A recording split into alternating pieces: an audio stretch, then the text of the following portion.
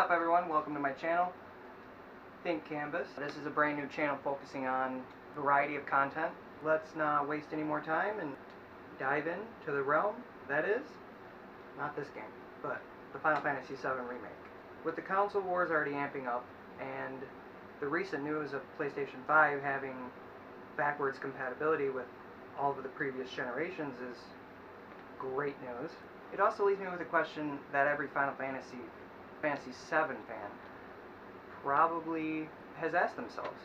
Will the Final Fantasy VII Remake launch on the PS4 or PlayStation 5? With Sony probably releasing their next-gen console somewhere in 2020. I mean, we don't really know a release date yet or that type of information, but this masterpiece is getting remade as we speak, and it has been in development for quite some time. I think it was announced back in 2015 that the Final Fantasy VII was going to be remade. It was after, all the much appraisal from the tech demo trailer that they did of the opening bombing mission.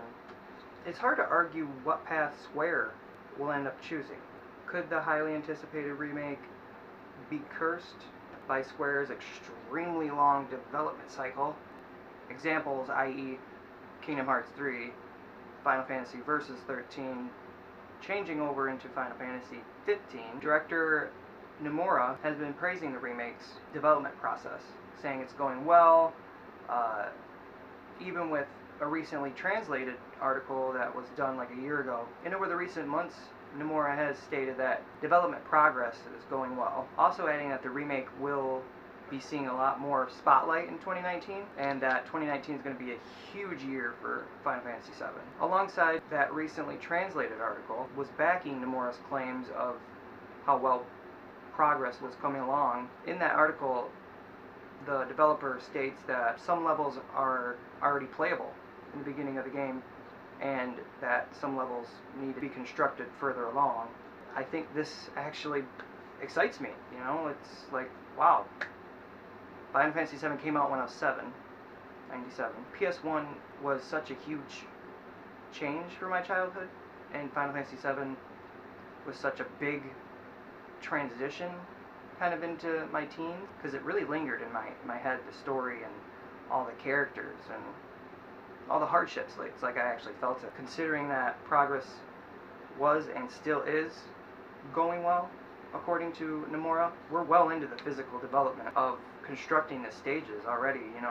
That article was done a year ago. Look, they're probably a lot farther along now than where they were a year ago, obviously. And I really do believe Nomura when he says that it's going well. The man's been cursed with really long development cycles, and it's really heartbreaking to see Square make some moves that they make.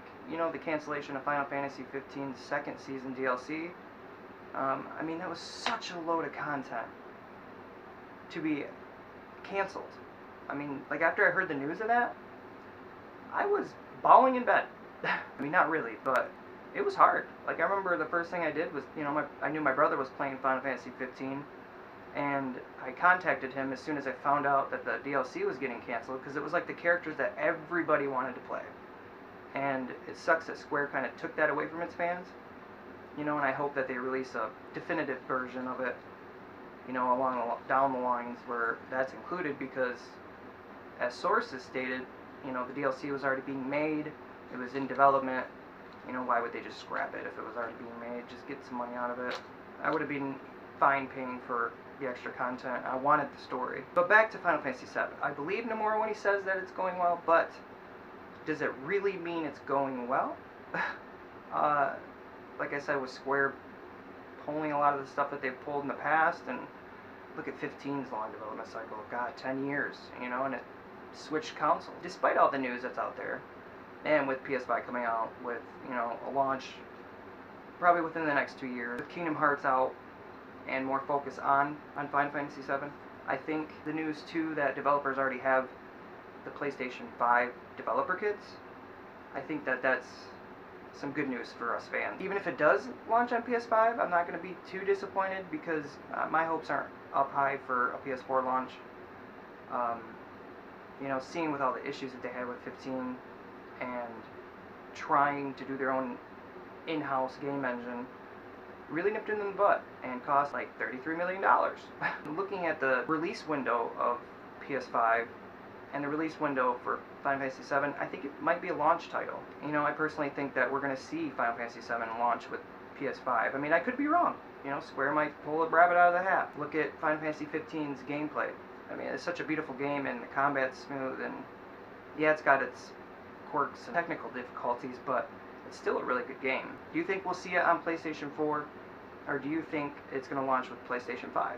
Nobody knows, especially with Square. You know, I really hope it's not doomed by Square's long development cycles, you know, and plagued by that curse that they seem to have as a company. Let me know what you think about it. You know, is it PS4? Is it going to launch with PS5?